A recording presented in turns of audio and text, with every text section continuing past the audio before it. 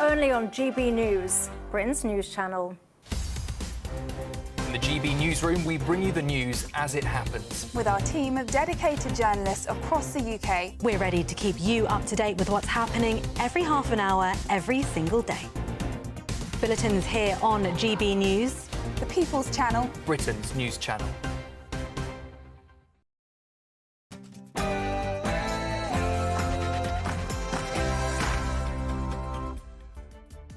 Good evening. You're watching State of the Nation on GB News with me, Matt Goodwin, the show that speaks up for you, the forgotten majority. Now, coming up on the show tonight, the Southport murderer Axel Rudakabana has been sentenced to life in prison for a minimum of 52 years. But there remain many unanswered questions about this atrocity, and the public deserve the truth. When will these questions be answered? New numbers, meanwhile, are coming in, and they are damning when it comes to Britain's establishment. Shockingly, 1 in 12 people in London are illegal immigrants, with more than 1 million across the country. Tonight, we reveal how to solve this problem with Reform MP Rupert Lowe. President Trump has addressed the Davos elite today, and he has hammered the final nail in its coffin. Tonight, we will discuss how the globalist elite was defeated and what it means. Plus, Britain's strictest and most successful headmistress has said that the Labour government under Keir Starmer is pushing Marxist indoctrination onto our schools and our children. We will be debating that in a moment. But tonight, this is State of the Nation with me, Matt Goodwin. Good to have you with us. It starts right now.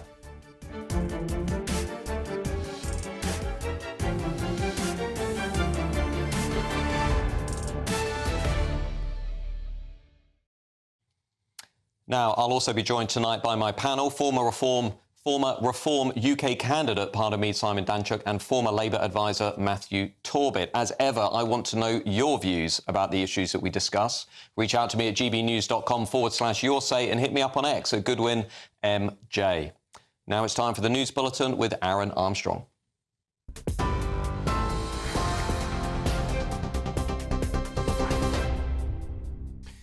Thank you very much indeed. Our top stories. Southport child killer Axel Rudakabana has been jailed for a minimum of 52 years, with the judge describing the murders of 3 young girls at a dance class last summer as ferocious and sadistic.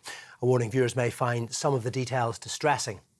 New footage has been released of the moment Rudakabana left a taxi without paying before launching his knife attack at a Taylor Swift-themed dance class.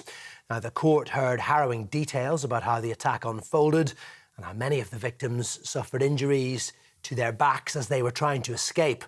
It emerged Rudakabana boasted of his attack shortly after being arrested, telling police it was a good thing the children were dead.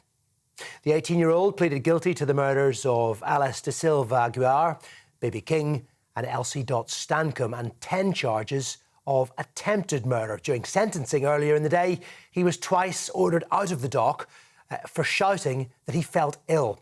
Well, Mr Justice Goose, in sentencing, said Rudakabana had caused shock and revulsion to the whole nation and would have killed all 26 children if he'd been able. I'm sure that Rudakabana had a settled and determined intention to carry out these offences, and that had he been able to, he would have killed each and every child, all 26 of them, as well as any adults who got in his way. Well, speaking outside court, Sarah Hammond, the chief Crown prosecutor for the area, said Rudakabana had caused utter devastation when he attacked the girls as they were singing and making friendship bracelets, and she paid tribute to the families. I would like to take this moment to pay tribute to the victims and their families in this harrowing case. They have shown tremendous dignity and composure in the face of unbelievable horror. Many of the cases that we deal with have tragedy, difficulties and trauma, but this is one of the most harrowing that I, as the Chief Crown Prosecutor for this area, have ever come across. Police say a 53-year-old man wanted in connection with the death of a woman in Plymouth may be armed and dangerous. They're looking for Paul Anthony Butler after a woman in her 40s was attacked in the West Ho area of the city on Wednesday night. She died in hospital in the early hours of Thursday. Detectives believe the two people were known to each other. And thousands of schools across the country are expected to close tomorrow as Storm Eowyn heads towards the UK. That includes all schools in Northern Ireland and many of those in 16 councils in Scotland, where all trains have been suspended with red weather warnings for winds of up to 100 miles per hour. Drivers are being advised to stay off the roads. Tornadoes could hit parts of the UK tonight ahead of the storm arriving tomorrow. And the Met Office has advised people to secure loose items outside their homes, as there could be a danger to life caused by flying debris. And the Spanish-language film Emilia Perez leads the way at the Oscars with 13 nominations, followed by Wicked and The Brutalist with 10 apiece. Wicked's Ariana Grande has been nominated for Best Supporting Actress, with the British co-star Cynthia Erivo up for Best Actress. Sir Elton John's achieved a 5th original song nomination for Never Too Late. Fellow British stars Felicity Jones and Ralph Fiennes are up for Best Supporting Actress and Best Actor, respectively. They were in The Brutalist and in Conclave. Much more on the Oscars as we go through the evening. That's it for the moment.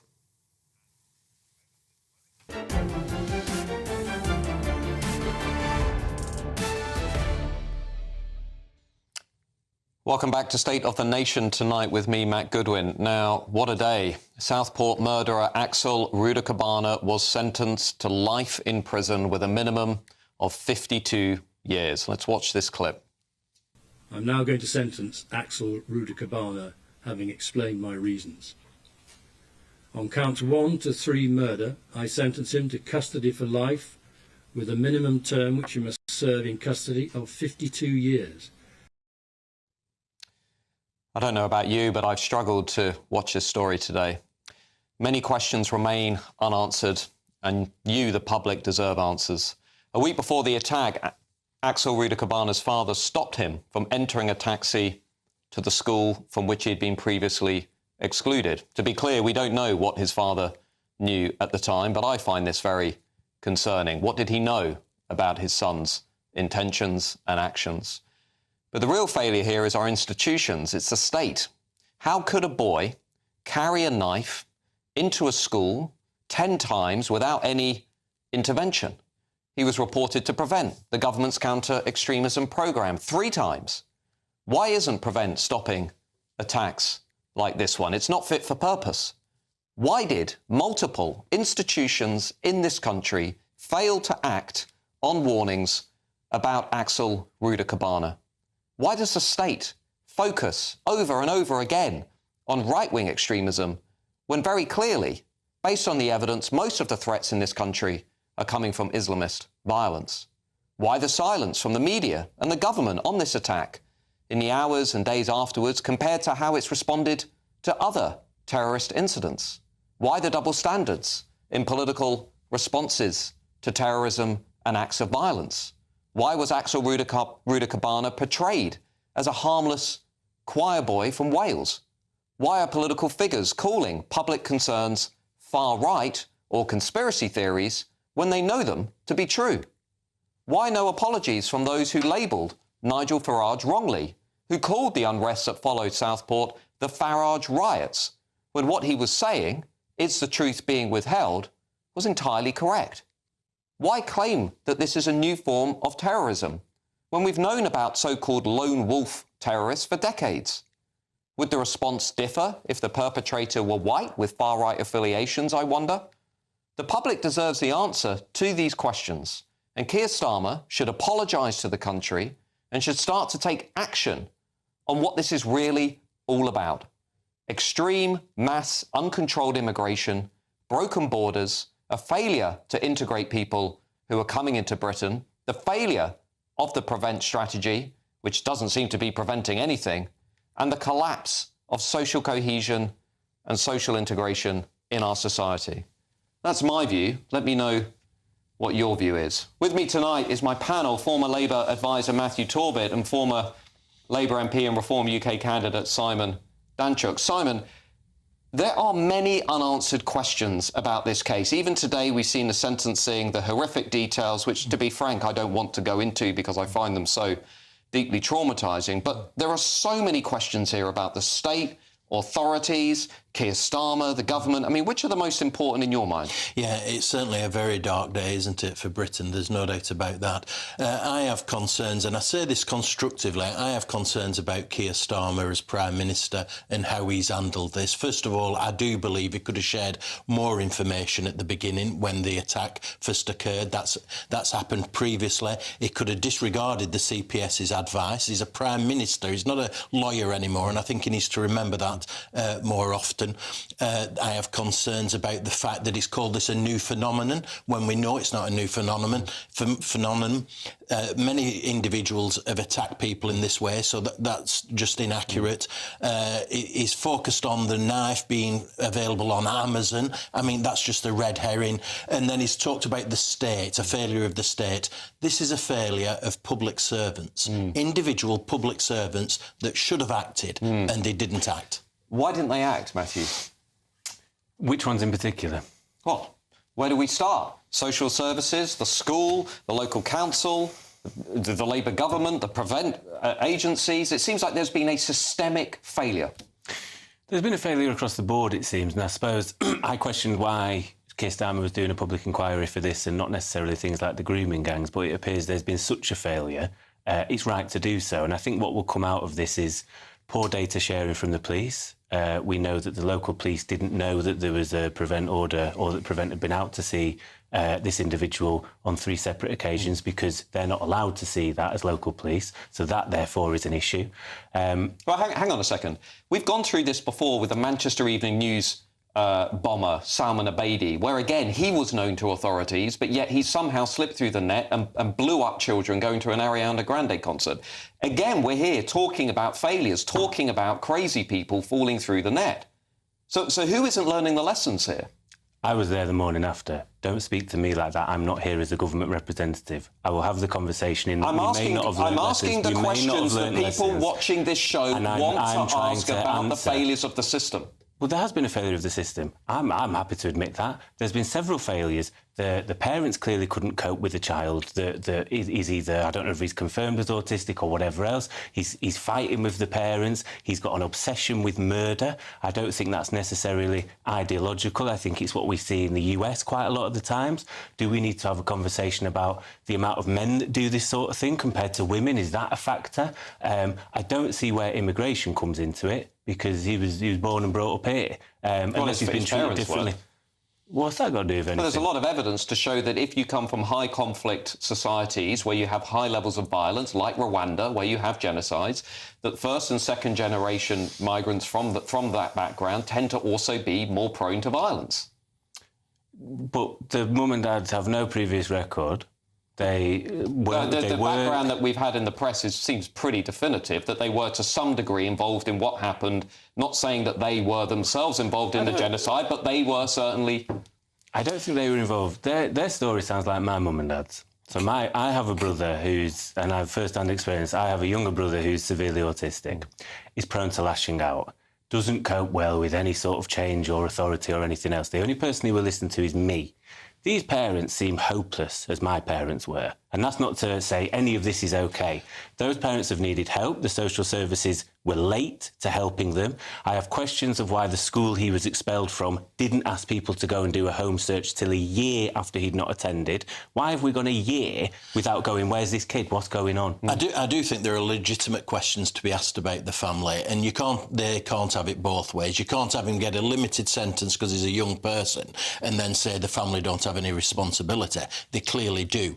I do think legitimately immigration does come into it. When did they come into the United Kingdom? The family. It's a legitimate question. And why did they come here? Rwanda. My wife is Rwandan, so I know the country well. It's a safe country. Why were they allowed to stay in this country? Why weren't they returned to that country? You're absolutely right. Second-generation immigrants often do create larger problems. That is just factual evidence. So there are questions to be answered. I mean, there is this issue, isn't there, about, so-called cascade effects within families. It's why, for example, you've seen many of the people drawn into Islamist violence and terrorism in this country have often been first or second generation migrants, often the families not with a long lineage in the country. I mean, there are lots of people who have watched this case in Southport and they've said, look, there's something here about letting people into Britain who don't respect our way of life, don't respect the rule of law, don't seem to like us, and in this case clearly hate us. I mean, there is a broader question here, and the idea that this is simply about Amazon and buying knives online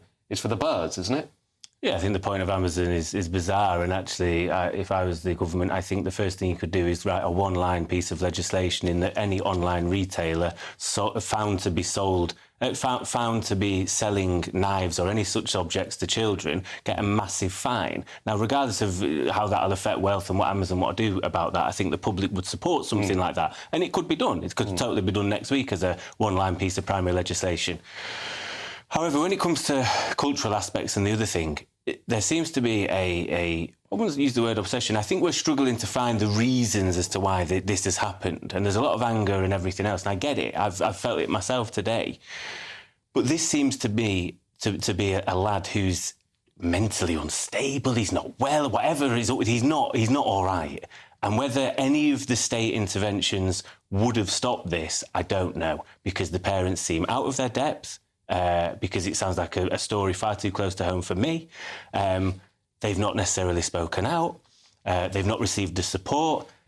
I'm not here to make party lines of this, but when you cut, local authority spending by 50%, is it any wonder these cases get through the net? We're messing with national security when we're cutting things like community policing and intelligence gathering and all other manner of things. Well, I think the debate is going to carry on, that's for sure. And thank you to my panel for joining that debate. There's a lot more to come after the break. We're going to be discussing the shocking new revelation concerning the scale of illegal migration, especially here in London, with Reform UK MP Rupert Lowe. Can you guess how many people in London are here illegally? I'm going to tell you in 2 minutes. See you then.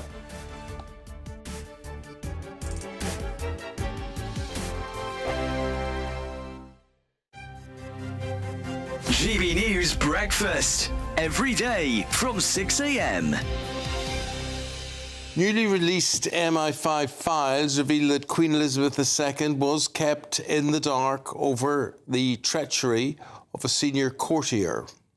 Yeah, for almost a decade. This is Sir Anthony Blunt, who played a double life, passing intelligence, the KGB, during World War II as a senior MI5 officer.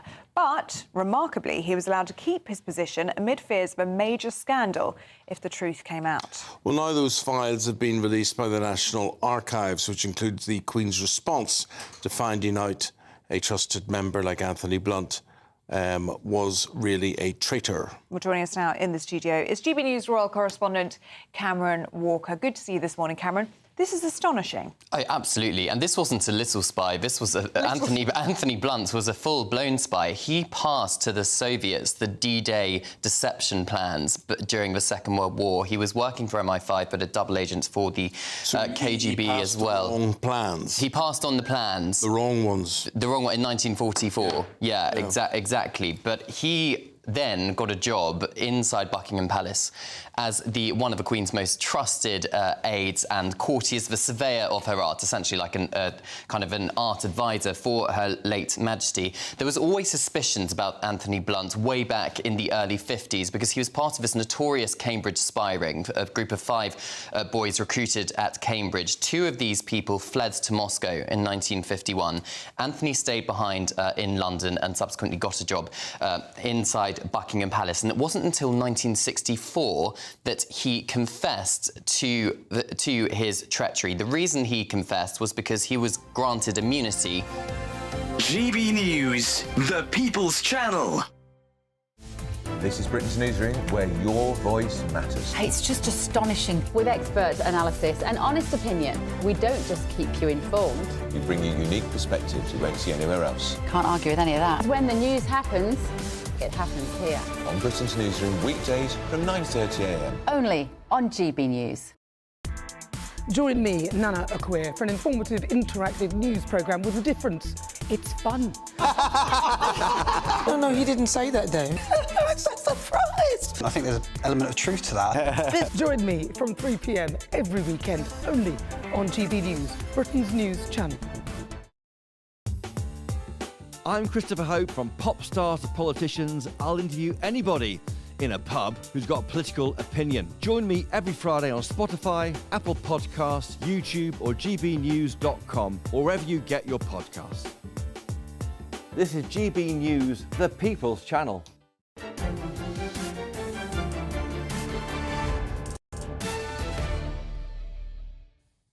Welcome back to State of the Nation with me, Matt Goodwin. Now, we've just been discussing Southport, and some of you have been writing in. Adrian says, what evidence do you have that the PREVENT programme is not preventing anything? Maybe it prevents 9 out of 10, maybe 99 out of 100. Who knows? I agree it needs to learn lessons to improve, but you seem to want to get rid of it. What would you replace it with? Dare I say something that actually works? Now, the new illegal migration numbers are in, and they are utterly damning when it comes to Britain's political class. More than 1 million illegal migrants are living, perhaps working, in the UK, with roughly half of them living right here in the capital city, London. This means that if you traverse the streets of our capital, on average, 1 in every 12 people that you see are here illegally. This is blowing a hole in our claim to be a sovereign, self-governing, independent nation which controls our own borders. The new figures come from a previously confidential report obtained by The Telegraph that was commissioned by Thames Water. But let me be very, very clear about this. Our political class could solve this problem if it wanted to. I've said many times before, right here on this show, if we were serious about tackling illegal immigration, we would exit the European Convention on Human Rights. We would reform the Human Rights Act, and we would threaten the home countries of these migrants with severe sanctions, tariffs, and the withdrawal of foreign aid, so we can actually begin to do something that looks like a serious immigration policy, and one that treats you, the forgotten majority, with the respect that you deserve. The simple point is there is a way to do this, but there is no will, apparently, from our political class to do just that. Now, to discuss this issue and how we fix it is the immigration and human rights lawyer, Ivan Sampson. Ivan, thank you for joining us. We're going to go over to the Reform MP, Rupert Lowe, in one moment. But look, let me just ask you the question everybody out there is going to be thinking and feeling right now. We've got over 1 million illegal migrants in the country. Why can't we just deport them out of the country? Well, there's a practical problem, first of all. We have to identify who they are. And then once we identify them, we've got to detain them. As you're aware, our prisons are already full to the brim. So where do we put them? That's another problem. And the third problem is actually removing them, getting documentation for them, and then removing them as well. You say it's a simple solution. Estimates are it would take maybe 50 to 75 years to remove 1 million people from this country. So where are those estimates? Where are those estimates from? Well, look, to remove 1 million people, we're an island. We've got to fly them out.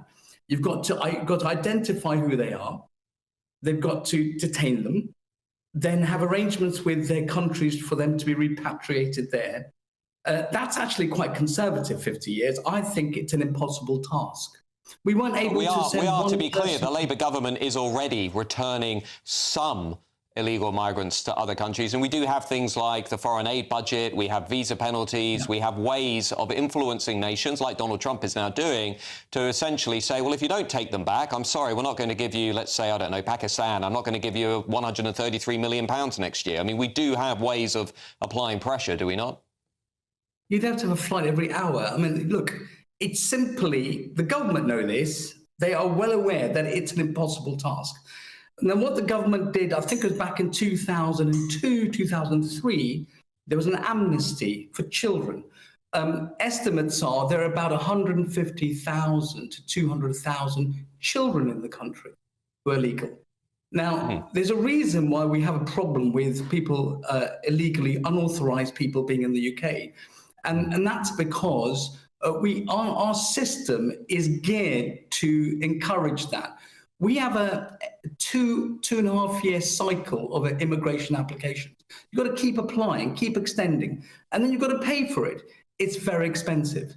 How much are we paying currently to host illegal migrants in the country, to put them in schools, NHS, social housing? I think the last number that I saw was £5.4 billion every year, £5.4 billion every year on our broken asylum system, which is a Conservative estimate. I think there are probably lots of people watching this show right now thinking, well, if it costs, I don't know, 500 million to fly some people back to Vietnam or wherever, I'd take the hit and save the bigger sum over the longer term. I mean, I don't think the fiscal cost argument is really stacking up here. What about people's sense of fairness too, Ivan? I mean, these people are breaking the law. They're breaking the law. They're undermining our sense of fair play. Why should they stay from a moral position? I don't understand. Well, there's a reason why they should stay, because governments can't do anything about it. Every successive government has swept this under the carpet. I mean, we've got 26,000 people a year, on average, coming across the channel. It's a tiny amount compared to those that are here already illegally. A million about 1.2 million, yeah, about 1.2 million. Undocumented, working in the black economy, not paying their taxes. Look, we cannot remove 1 million people. It's not going to happen. Why is Donald Trump doing it? Sorry?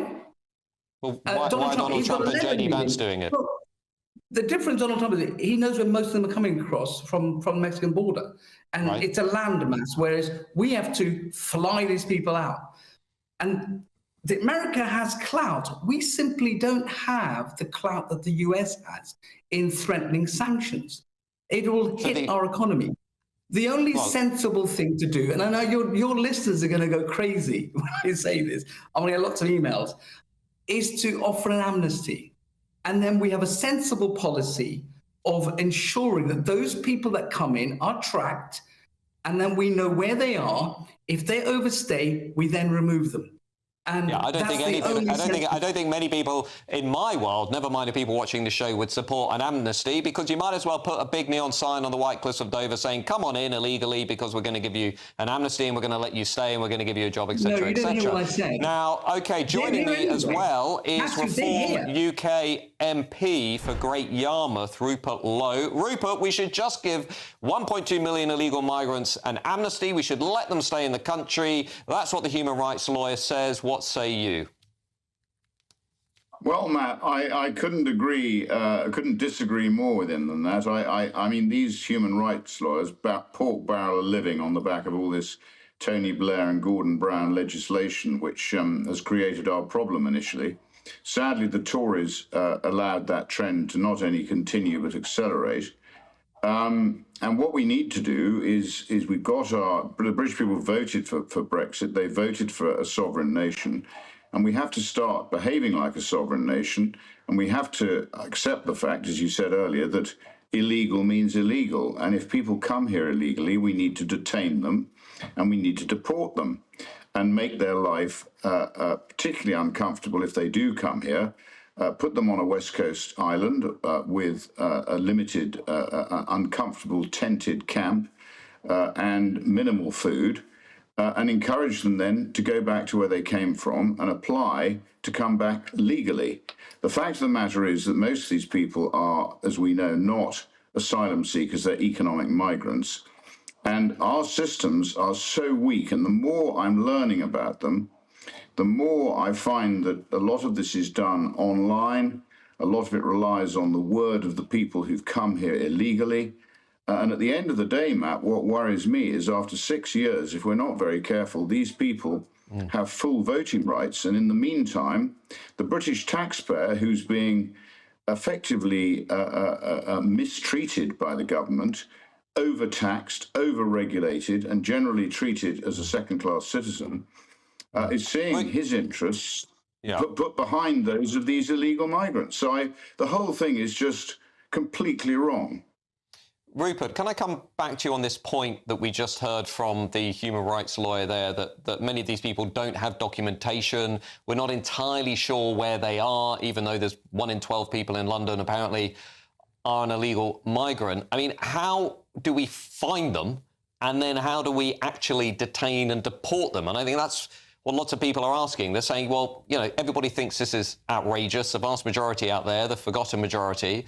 But how do we actually fix it? How do we actually round these people up, get them on a plane or a boat or whatever, and get them out of the country? What do we need to change when it comes to our laws and our international obligations?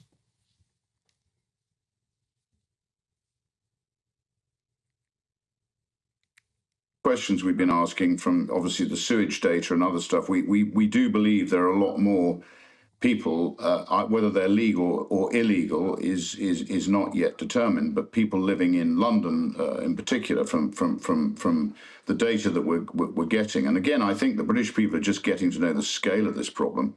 So the first thing we have to do is start, obviously, with the foreign criminals in our prisons. They need to be deported. We need to then, anyone arriving here illegally needs to be detained and deported. And we then need to have a program to deport those people who are here illegally. Now, we have to find a way of doing that. I don't, like everybody, I don't have all the ready answers to say how we're going to deliver that. But if you have a sovereign government and parliament that is dedicated to actually sorting this problem out, it can be sorted out. The problem is we're governed by a human rights lawyer who's played a big part in creating this problem himself. The Prime Minister's up to his neck in this.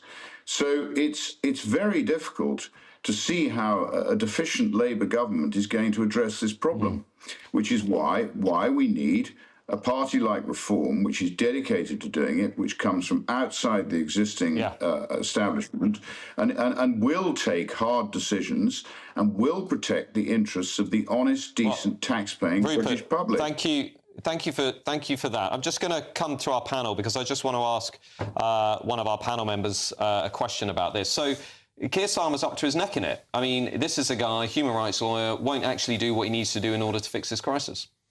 With regards to the... I don't have the answers. It's interesting, Rupert doesn't, but he says we should trust Reform. I'm wary of people that say things like we need a sovereign parliament. I thought we had this after Brexit.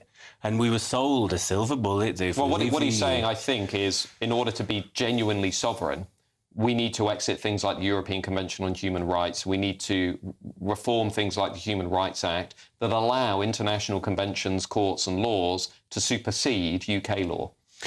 If the ECHR doesn't allow for people to... Because at the moment, you're only allowed to seek asylum once you've landed in the UK. We should be processing people offshore. And actually, what the French offered in 2021 to Boris Johnson, and he didn't want to do it, was they would process offshore at Calais. They were going, it doesn't help us, it doesn't help you, we don't want to be dealing with it anymore. And it sounded an all right thing to me. I think when we're sold things as a silver bullet, like the ECHR, and they say, oh, this will stop it now. I've heard it all before. Yeah. Rupert, what about this argument that we've heard it all before, leaving the ECHR is not a magic bullet? Well, Matt, it's not just the ECHR. There's various other sort of treaties that we've got to exit. We've got to basically take back control of our own borders. We have to declare a national emergency, rather like Trump's doing. And we have to then, be actually prepared to take hard decisions and deport. And I mean, if it means we have to round people up and deport them, that's what we have to do. If they're here illegally, Matt, they shouldn't be here. The Australians have shown us what to do. You only have to look. They stop the boats coming, and then people realise it's a waste of time spending whatever it is, 3,000, 4,000, 5,000 euros to get here. They don't waste their money. They don't come here. We solve that problem, and then we start to address how we protect the interests of the British taxpayer. That's what we should be doing. Thank you, Rupert. I'm sure many people out there will be agreeing with you. Thank you for your time this evening. Now, speaking of Donald Trump, find out in a moment what he said today. When, get this, he addressed the global elite in a consensus-shattering speech at Davos, Keir Starmer's favourite location, of course. I'll see you in a couple of minutes. You want to hear this. See you soon. Evening, welcome to your latest weather update from the Met Office here on GB News. Storm Aon is already affecting parts of the Republic of Ireland with some heavy rain setting in, and the winds will continue to strengthen as we go through the night. Here is that storm system. It's been heading towards us over the past 24 hours and now, as I say, arriving across the Republic of Ireland, also throwing rain up across the southwest of the UK. There'll be some snow mixed in as it arrives across Northern Ireland, over the hills, and then as it spreads across Scotland, quite a bit of snow over the hills too, and wet weather sweeping across all areas by morning time. The main concern, though, is the winds. We have a number of Met Office warnings in place, including red weather warnings for Northern Ireland, central and southwestern Scotland. Gust of wind in that red zone, 90 miles an hour, maybe more in exposed areas. Amber weather warnings flanking those red warnings. Also in here, significant disruption across northern England, North Wales and northern Scotland. So yes, very windy. Some of the strongest winds likely through the morning rush hour across Northern Ireland. Gusts here, as I said, 90 miles an hour, maybe more around coasts, but also then moving into the southwestern corner of Scotland and through the central belt during the morning into the early afternoon. But everywhere it's going to be a very blustery start. And of course, East Anglia in the southeast, it's also going to be a pretty wet start, but it will be a milder start than we've seen of late. That rain should tend to pull away, and actually for a good chunk of England and Wales, it's a dry, fine, bright day with some sunny spells, but it's going to be very windy, especially across northern England. Those damaging gusts, though, or the most damaging gusts, likely to head into western Scotland through the early afternoon and linger in northern Scotland even into the overnight period. Temperatures a little higher than they have been, of course, not feeling all that mild with the strength of the winds. Saturday's a calmer day, a cold start, some showers in the west, many places dry and bright. Do keep up to date with the forecast. See those warnings for yourself on the Met Office website. Mornings don't have to be tiresome, especially if you have the right company. Wake up to news as it happens, opinion and debate, and of course, a little bit of entertainment too. Because when the kettle's on, we're on. That's Breakfast on GB News, a show worth waking up for. Every morning from 6 a.m. Only on the People's Channel, Britain's news channel. We'll spread the news, you spread the word. Join me, Camilla Tominey, for a frank and honest discussion with those in power that cuts through the spin and gets to the heart of the issues shaping our nation. You haven't confirmed that you want to stand as leader, but you haven't ruled it out either. This report basically says that he's not fit to stand trial. Is he indecisive? Incompetent? I deliver the dose of reality Westminster needs. That's the Camilla Tominey Show at 9:30 every Sunday on GB News. The People's Channel, Britain's news channel.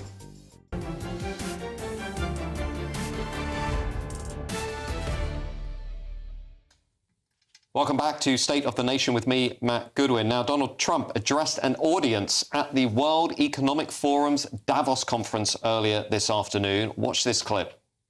Ago, I took the oath of office and we began the golden age of America.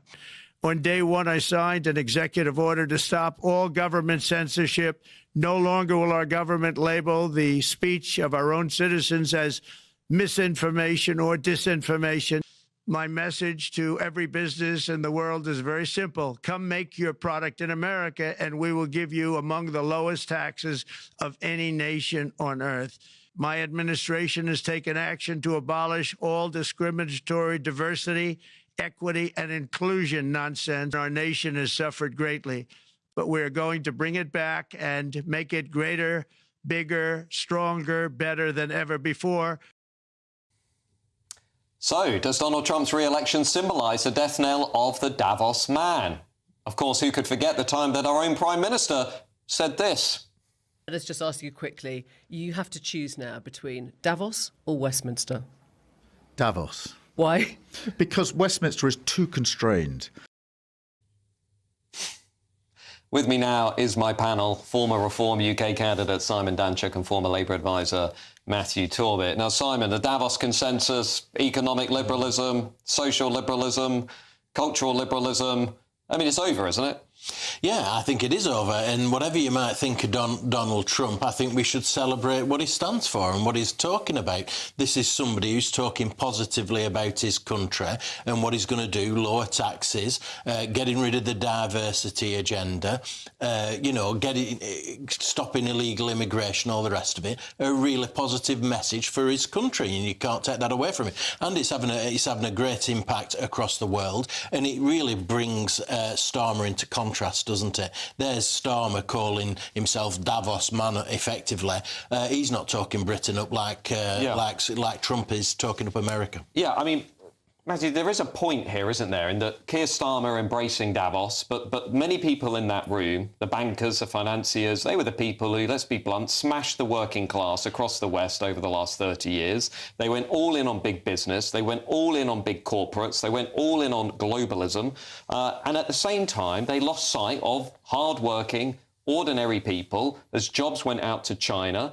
Nobody really gave the losers of globalisation, as they were called, compensation for any of that. And now Donald Trump's in, and he's saying to that room, well, you get what you deserve. You get people like me.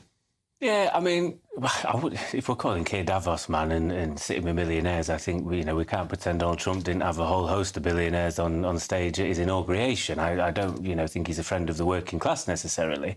However, I think this sort of talk will continue to turn people's attention because, we're still suffering in many parts in the north from the 2008 financial crash. I think we should have done what Finland had done and jailed many of these people, and actually what we did is... I agree with you on that. We socialised the debt and privatised the bailout for everybody else. And it will ask, people in the northwest, the northeast will go, what has globalisation done for me? Yeah. My area is in decline. We've had deindustrialisation since the 1980s.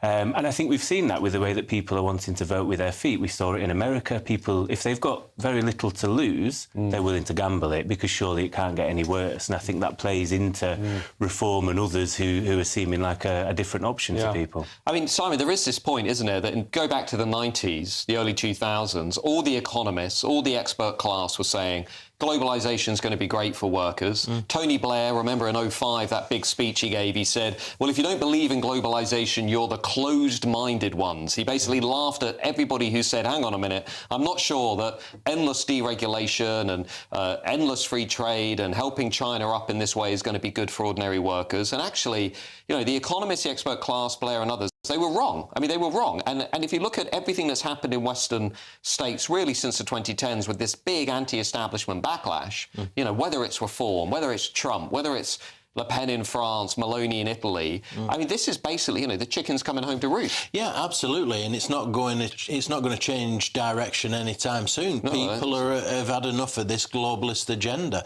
and these two centre parties, the Conservatives and Labour, that we've had in Britain for some time now, people have had enough of that. And it's ironic, isn't it? Because those two parties would say that Reform are far right, which is nonsense, and yet it's Reform that are saying we should nationalise British Steel, we should nationalise the energy companies. Anybody earning £20,000 or less shouldn't be paying any tax at all. I think they're good working class issues and policies that have real appeal to people. I mean, I did say after the 2019 election that the new formula in politics, Matthew, is leaning right on culture and making some of these left-wing noises on the economy.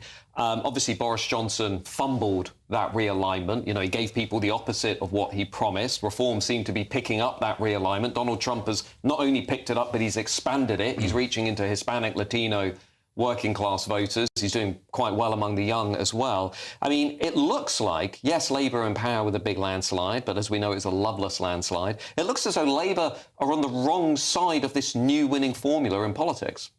I think partly because Keir has surrounded himself with people from the Blair era, and they're very out of touch with what modern 21st century politics is supposed to look like. And I think that's why a lot of the communications around Number 10 is reactive as opposed to proactive, because I don't have a particular faction in the Labour Party, but I constantly find myself screaming for radical ideas. And by radical, that doesn't necessarily mean left-wing. I thought the national minimum wage under Tony Blair was totally radical for its time. And the idea of Sure Start and other things. And Tony Blair was no socialist. So there's no new ideas. It's almost a regurgitation of the past and, in a way, managed decline. And I think because we're living in the era where, people hate politicians, unfortunately, Labour and the Conservative sound like politicians. And that is also true, briefly, Simon, about the new diversity agenda, isn't it? Diversity is basically conformity. In the eyes of the Davos crowd, you either believe in the globalist elite or you are a far-right, ignorant moron. Yeah, absolutely. And you can see all the corporates now trying to backtrack on diversity, trying to catch up with that. And it's only going in that direction. Thank goodness. Well, the new zeitgeist is here, I think. Counterculture is the new culture in my mind. Thank you to my panel. Now, after the break, speaking about culture change, we're going to be looking at the Labour Party's plans for our education system. Are their Marxist colours now on full display? That is what has been alleged, not by me, but by the UK's top head teacher, one of the most successful school teachers in the country. Come back in a couple of minutes and we'll look at these plans in detail.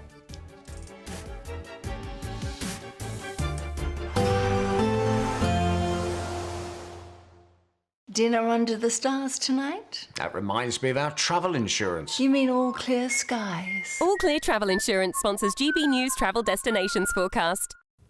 If you're tempted to leave the stormy weather in the UK behind and search for some winter sun, actually, there will be some across the Mediterranean, certainly some sunny spells for the Canaries, just 1 or 2 showers around. Windier for Portugal, that's all connected to Friday's storm in the UK, a few showers for Spain, but a lot of fine weather across Italy and Greece aside from the odd shower. Then it does turn much more unsettled across Spain, Portugal and into parts of France during the weekend. All Clear Travel Insurance sponsors GB News travel destinations forecast.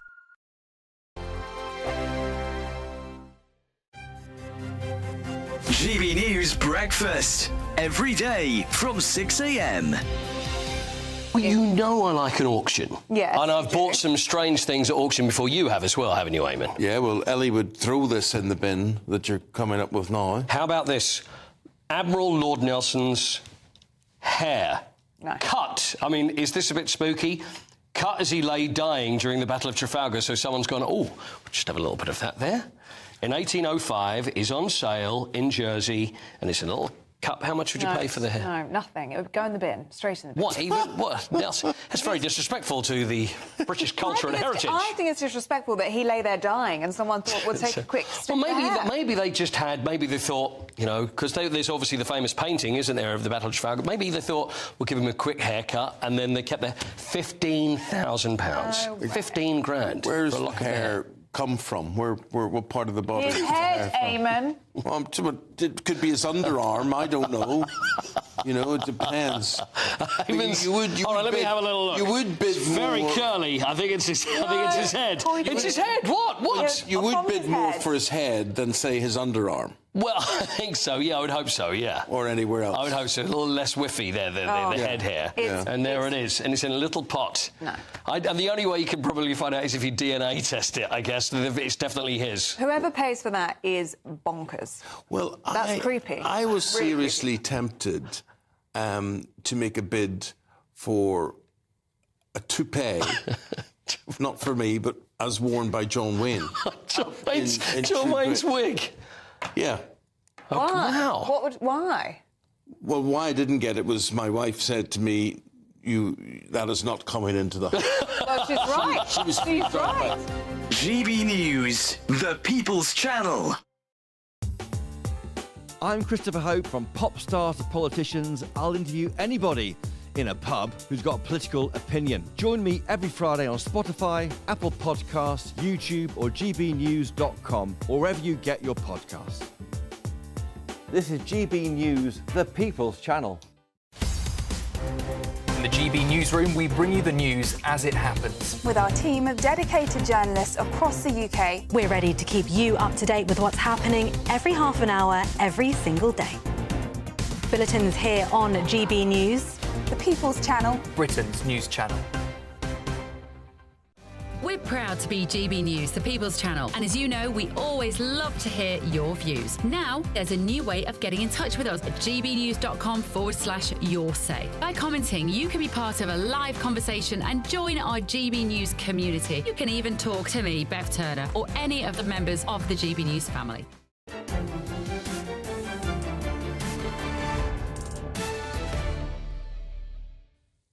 Welcome back to State of the Nation tonight with me, Matt Goodwin. Now, the UK's strictest and most successful head teacher, Catherine Birbalsingh, has claimed that the Labour government is pushing Marxist ideology in schools and onto our children. In a scathing critique of the government's education bill, Catherine Birbalsingh claims that you can see the Education Secretary Bridget Phillipson's Marxism in her legislative reforms, whether it's cutting funding for Latin state schools, curbing academic freedom, or even risking pay cuts for some teachers. This appears to be why Labour has backtracked and conceded an amendment to the bill. Now, I'm joined by my panel, former Reform UK candidate Simon Danczuk and former Labour advisor Matthew Torbett.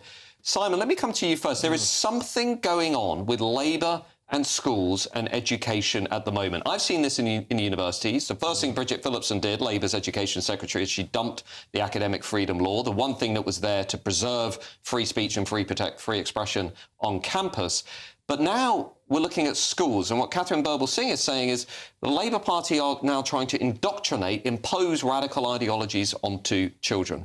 Yeah, I think we're going to see, and I'm really concerned about it, is sort of a return to the comprehensive system almost, where all schools have to be uniform, and it's a dumbing down of education. So this legislation is saying that academies, which have been a real positive and were introduced under a previous Labour government, have given freedoms, allowed them to employ different people as teachers, set different wage levels, set a different curriculum. And been very successful along the way. Absolutely, and really raise standards internationally. We compare really well internationally, and yet we've got an education secretary coming in and she wants uniformity, and that's not raising schools up, it's damping schools And down. this is also alongside the increased fees for private schools, you know, removing Latin. I mean, what's going on here, Matthew? Labour doesn't seem to want to invest in aspiration and give people choice. What's happening here?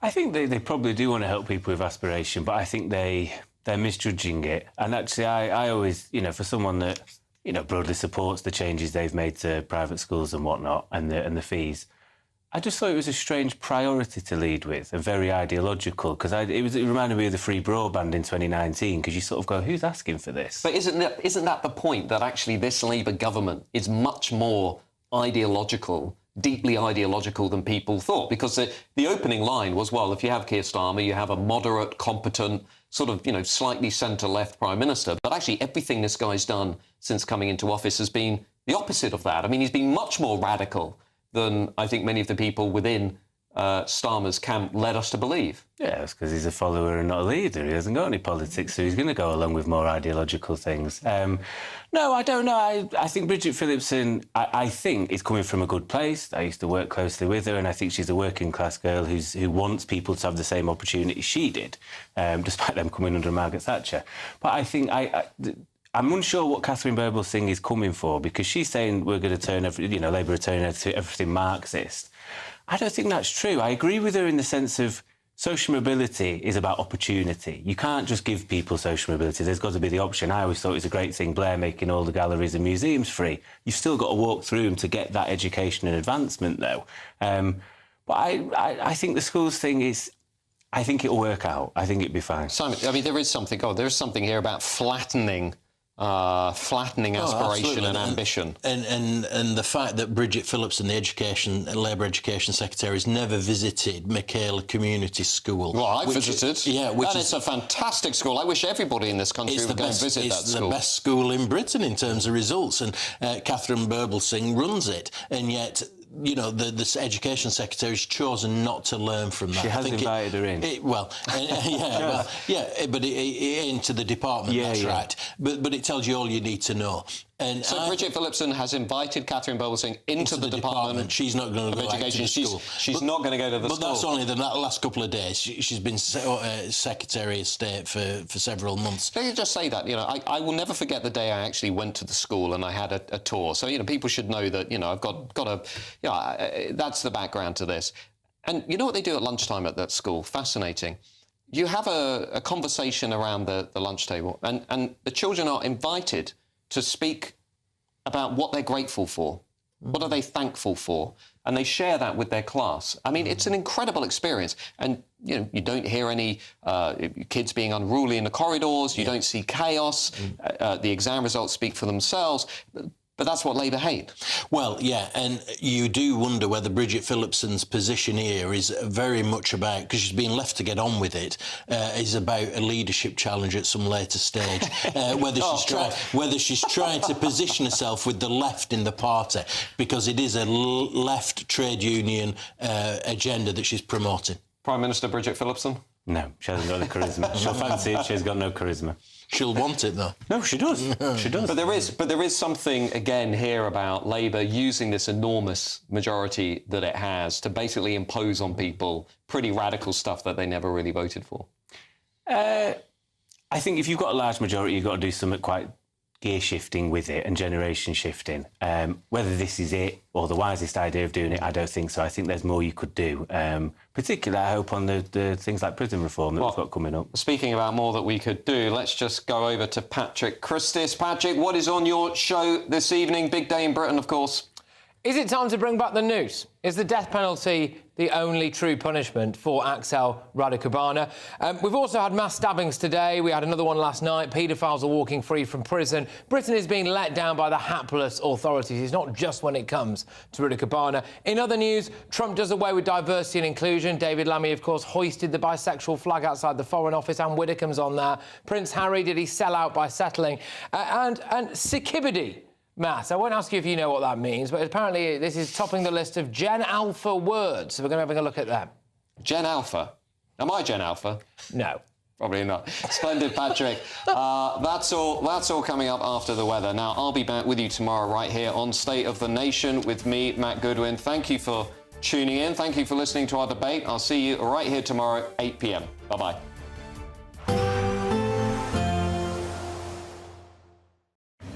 Even though we'll see a cloudy start, it'll be a bright outlook for the rest of the day.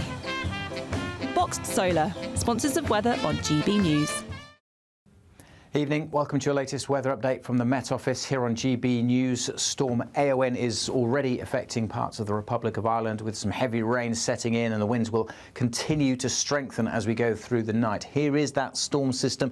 It's been heading towards us over the past 24 hours and now, as I say, arriving across the Republic of Ireland, also throwing rain up across the southwest of the UK. There'll be some snow mixed in as it arrives across Northern Ireland, over the hills, and then as it spreads across Scotland, quite a bit of snow over the hills too, and wet weather sweeping across all areas by morning time. The main concern, though, is the winds. We have a number of Met Office warnings in place, including red weather warnings for Northern Ireland, central and southwestern Scotland. Gust of wind in that red zone, 90 miles an hour, maybe more in exposed areas. Amber weather warnings flanking that those red warnings. Also in here, significant disruption across northern England, North Wales and northern Scotland. So yes, very windy. Some of the strongest winds likely through the morning rush hour across Northern Ireland. Gusts here, as I said, 90 miles an hour, maybe more around coasts, but also then moving into the southwestern corner of Scotland and through the central belt during the morning into the early afternoon. But everywhere it's going to be a very blustery start. And across East Anglia in the southeast, it's also going to be a pretty wet start, but it will be a milder start than we've seen of late. That rain should tend to pull away, and actually for a good chunk of England and Wales, it's a dry, fine, bright day with some sunny spells, but it's going to be very windy, especially across northern England. Those damaging gusts, though, or the most damaging gusts, likely to head into western Scotland through the early afternoon and linger in northern Scotland even into the overnight period. Temperatures a little higher than they have been, of course, not feeling all that mild with the strength of the winds. Saturday's a calmer day, a cold start, some showers in the west, many places dry and bright. Do keep up to date with the forecast. See those warnings for yourself on the Met Office website.